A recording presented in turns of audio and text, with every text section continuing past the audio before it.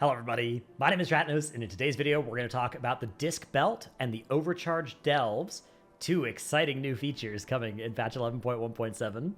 So this is for if you don't know anything about what's been going on with them. In particular, if you're somebody who's not really a Delver, you're a Mythic Pluser, you're a Raider, and you want to know what you have to worry about with the Disc Belt, what you have to do.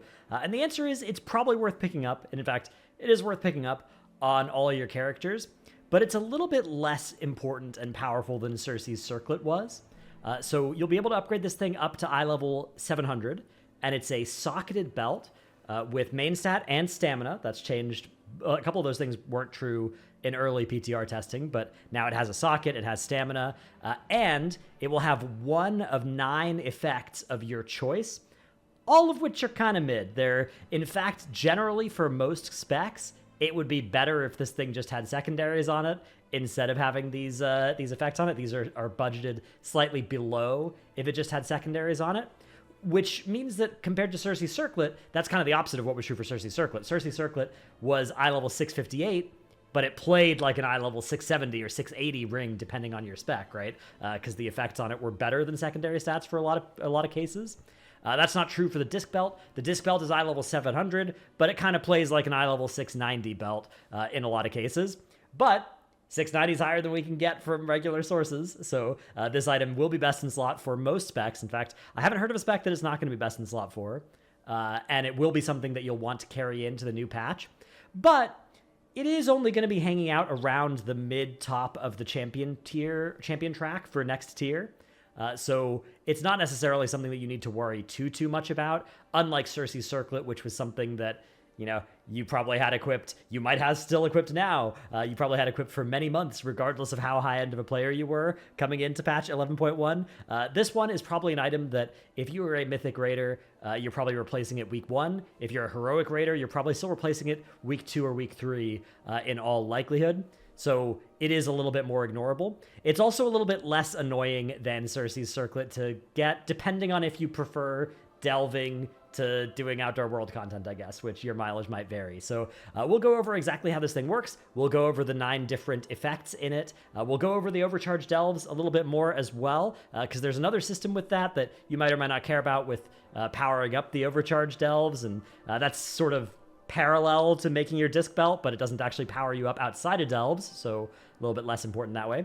We'll go over all of those things, but first, this week's video is brought to you by Boot.dev. That's right, they've sponsored another one of my videos, for which I'm extremely grateful. This is a place where you can go to learn how to code. If you want to make fancy UIs like the fancy new Disc Belt UI, or make cool maps, I guess that's kind of outside of the scope of Boot.dev, but it's sort of a adjacent skill set, so it's all in the same general space if you're kind of generous with it.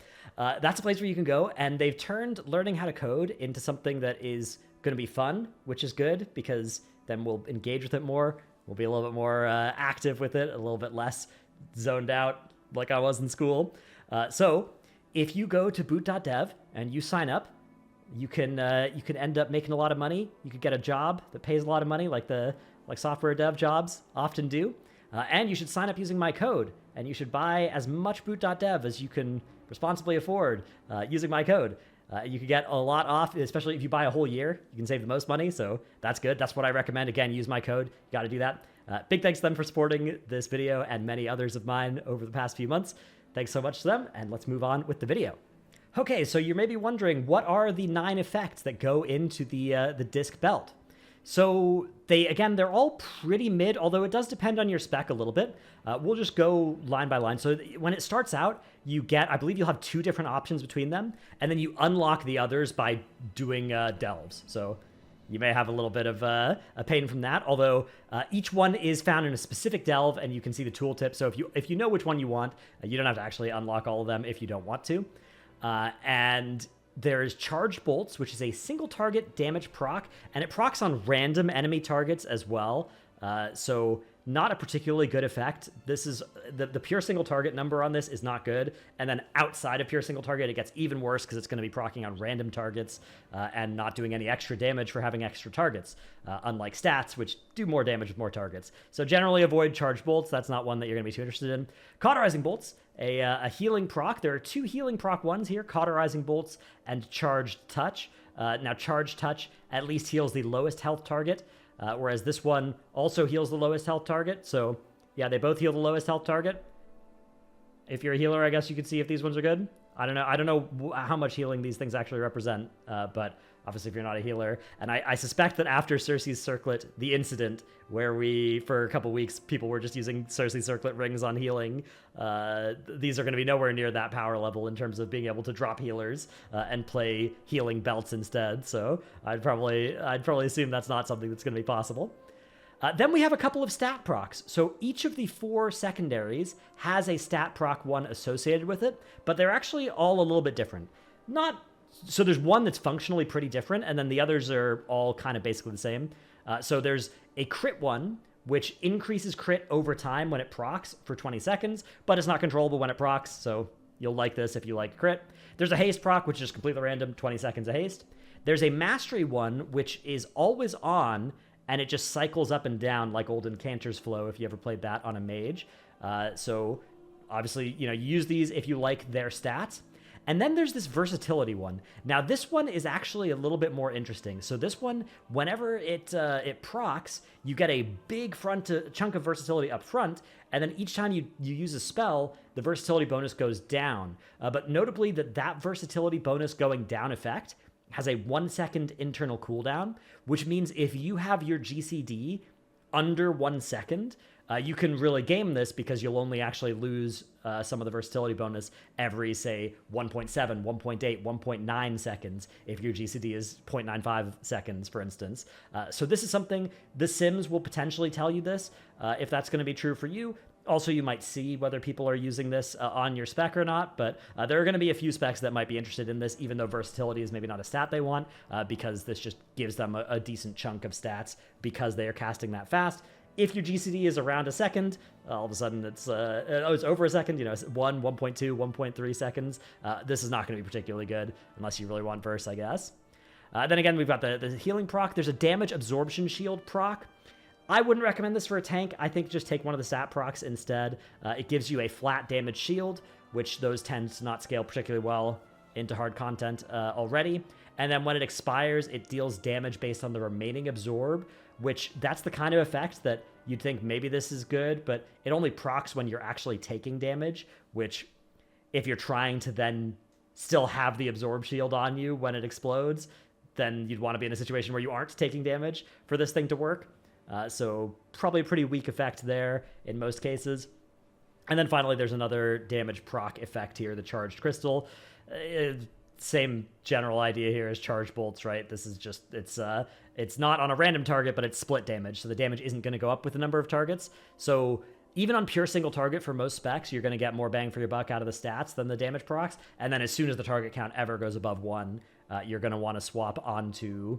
yeah, I would say you can probably pretty safely just forget about it and put on whatever your best stat is, or you can sim it. There will be sim support on like raid bots and stuff for these different effects, so you can do that. I don't think there's going to be anything here that will lead you too far astray. If the Sims do ever tell you to play Charge Bolts or Charge Crystal, though, just run the sim again with like 3 targets and see how much of a loss it is when you go up to 3 targets, and if it's any... Yeah, I would say basically probably never use these, because there's not really any pure single target situations, even in the raid right now, so... yeah, I would say stay away from those.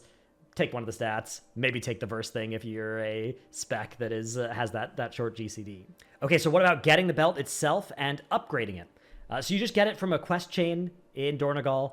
You get a little quest chain from Dagrin, and this unlocks the delves and also explains the Titan console to you. Now, the Titan console, you get these disc shards to unlock the things in there. And these disc shards are actually, I think they've just been changed on the PTR to be warboundable, so you can just move them between your warband. So what you might want to do if you have a bunch of alts is hop on and do like once per character, because you're going to want to do a delve as part of this, and unlock your belt, and then move on to your next character, warband transfer all your disc shards to that character, and you can be moving down through the tree here. You can do a lot of this in tier 1 delves as well, but the way that overcharged delves work is that the 6 delves that are overcharged are just these 6, and they just basically get some extra mobs and stuff, some extra traps, those kind of things, and you can actually make the traps turn into ones that heal you instead. And that's, cool. They don't snare you anymore. So if you have some trouble with them early on, the tree makes it easier. And again, you can buff your tree up by doing low tier delves, tier 1 delves if you want, farm these and then max out your console. Or you can just do something like a tier 11, a tier 8 on each of your characters if you wanted to do those anyways, if you want the gilded crests on your characters, while also, getting your discs on each of your alts. Now, the disc starts at eye level 684, and you can upgrade it by 3 item levels per week, 5 times, again, from Dagran. And so that means it will be fully upgraded by the middle of July. We've got another little time gate here from Blizzard. This is, however, nice, at least in terms of the catch-up. If you miss a weekly quest or you want to play an alt, you just get all the quests. So you can just ignore this until the time gate is done and then go and do it on your character if you want. But you are going to want to actually bring this thing up to eye level 700. This is not necessarily something you want to equip at eye level 684 if you have a myth track or crafted belt as it stands right now. So that might be, in fact, depending on your character.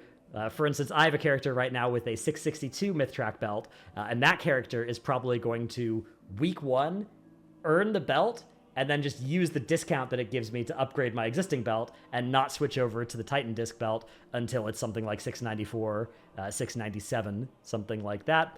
But I will still swap over, of course, eventually, because at eye level 700, it is going to be superior, at least from the sims that I've seen, to pretty much everything else that you can get this season. But again, it'll be pretty quickly replaced next season. So if this is really off-putting to you, if you really don't want to venture into some delves, then I would say you really, compared to Cersei's Circlet, you were griefing pretty severely by not getting. This one is a lot less true. If you really don't want to do this, it's the kind of thing where, if you're outside of, say, a top 50, top 100 guild or something like that, it's really not. Even in those guilds, in those guilds, you're going to replace it with champion or hero track stuff you get from day 1 M+, in a lot of cases, or from the raid next tier, presumably. Again, we don't know what the eye level jump situation is next tier. Item level 700 would be just above the top of champion track if they do a 39 eye level jump. Like they have done in the past, but this tier, there was the turbo boost, so they might do a 45 eye level jump instead, and then it'll be below the top of champion track.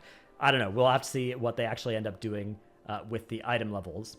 The other stuff as well, if you're interested, there is a mount and a Hearthstone that you can pick up by doing some of this Overcharged delve nonsense. And then, yeah, beyond that, I guess the big thing to remember is that delves being overcharged is not the same as being bountiful. It doesn't stop being overcharged when you run it. You can literally just spam the overcharged delve over and over again. You can just run it multiple times per day. You can run it on the low tier delve if you want, and power yourself all the way up through this overcharged Titan console without experiencing any difficulty if you don't want to. So it is, depending on what causes you pain, a painless process, or maybe still a painful process, depending on whether that, I don't know, you'll know from me talking whether this sounds like something that is going to be annoying to you, or whether it's like, oh yeah, it's easy, it's tier 1 delves, I can just do a couple of those while watching some Netflix on my second monitor. Anyways, that is everything about the Overcharged delves and the disc belt. There is, let's see, there's another Wowhead post. So there's this comment here that talks about the best strategy for getting your, for doing this on a bunch of alts, for how to do this on multiple characters. And then there's also another Wowhead post that has some more information with some example sims for the disc belt itself. I'm going to link all of that down in the description below, so feel free to click through there. And if you have any questions about how this works or any comments, I'm sure that a lot of the discussion here is going to be around the similarities between this and the Cersei Circlet and the Onyx Amulet, and I agree, it's definitely a pretty similar kind of idea here. Not the most inspired thing we've ever seen. For me personally, it's a lot less annoying than Cersei's Circlet, because at least I know that I will be replacing it early next season. But of course, there's still time for Blizzard to panic buff it before it comes out, which they don't need to. It's not like pre-buff Onyx Amulet, where Onyx Amulet before it came out was going to be unused. I think this is the sweet spot where yeah, it's a slight upgrade for this season, and then it'll be quickly replaced next season. Cersei Circlet was way too good for too long. Onyx Annulet, before they buffed it, would have been not equipped when it actually came out. This one is kind of right in that sweet spot where it's basically the item level that it says on the tin, and then it's just strong because it's high item level, and it's balanced to be slightly worse than the item level it is, but at least it's in the right ballpark this time around. Anyways, let me know what you think. Hope this helped. Thanks for watching. See you in the next one. Bye.